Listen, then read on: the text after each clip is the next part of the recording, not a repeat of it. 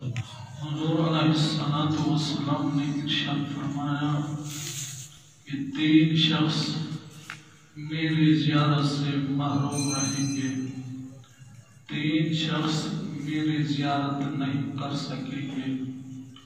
ان میں پہلا وہ بدبخت جو اپنے والدین کا نام فرمانا ہے، والدین کا نام فرمان میری زیارت نہیں کر سکے گا۔ دوسرا وہ شخص جو میری سنتوں کا تارک ہوگا، میری سنتوں کو چھوڑنے والا شخص جو ہے وہ میری زیارت نہیں کر سکے گا۔ تیسرا وہ شخص جو میرا نام سنے مجھ پہ درود نہ پڑھے، وہ شخص بھی میری زیارت سے محروم رہے گا۔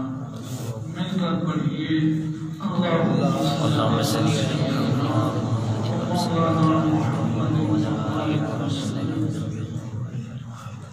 ایک اور حدیث مبارکہ میں سرکار دو عالم صلی اللہ علیہ وسلم نے ارشاد فرمایا 5 کاموں میں جلدی کیا کرو، 5 کاموں میں جلدی کیا کرو۔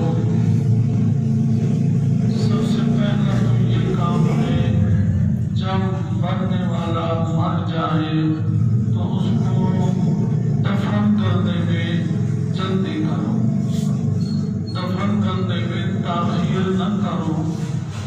اس کی وجہ یہ ہے اگر مرنے والا نیک ہوتا ہے تو اس کو جلدی اپنے اعلیٰ مقام میں پہنچا دینا چاہیے، اگر مرنے والا گناہگار ہے تو ایسے شخص کے وجود کو اپنے سے ٹالنا چاہیے، جلدی اس کو قبر میں منتقل کر دینا چاہیے۔ اور دوسرا کام یہ سرکار نے فرمایا جب بچی جوان ہو جائے تو اس کا نکاح کرنے میں، شادی کرنے میں جلدی کی جائے، فوراً اس کو یعنی رخصت کر دینا چاہیے۔ تیسرا وہ کام جو سرکار دو عالم صلی اللہ علیہ وسلم نے ارشاد فرمایا کہ قرضہ ادا کرنے میں، اگر قرضہ ہو گیا ہے تو اس میں سستی نہیں کرنی چاہیے، جتنا جلد ہو سکے قرضے کو ادا کرنا چاہیے۔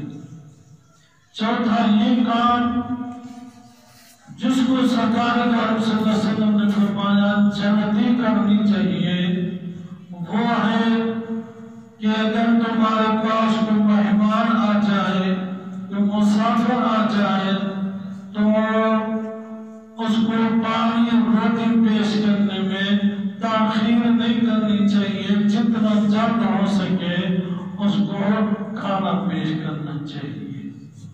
5واں کام جو جلدی کرنا چاہیے، سرکار دو عالم صلی اللہ علیہ وسلم نے ارشاد فرمایا وہ کام ہے جب کوئی غلطی ہو جائے، جب کوئی گناہ ہو جائے تو پھر توبہ کرنے میں تاخیر نہ کی جائے، جتنا جلدی ہو سکے گناہ سے توبہ کر لینی چاہیے۔ ہو سکتا ہے توبہ کرنے سے پہلے موت آ جائے تو بے توبہ آدمی کو نہیں مرنا چاہیے۔ اس لیے ہمارے اکابرین کا یہ معمول ہوتا تھا کہ جب وہ پخانہ وغیرہ کی طرف جاتے تو پانی دور ہوتا، پانی تک پہنچنے سے پہلے وہ تیمم کر لیا کرتے تھے۔ کہا جاتا کہ پانی تو قریب ہے، اتنا جلدی کیوں فرما رہی ہے؟ تو آگے یہ جواب ملتا پانی تک پہنچنے سے پہلے ہمیں موت آ جائے کہ ہم بغیر وضو کے مر جائیں۔ یعنی اتنا ان کا تقویٰ تھا کہ بغیر وضو کے، بغیر توبہ کے انسان کو نہیں مرنا چاہیے، ہر وقت باوضو رہنا چاہیے اور اپنے گناہوں سے توبہ ہونی چاہیے۔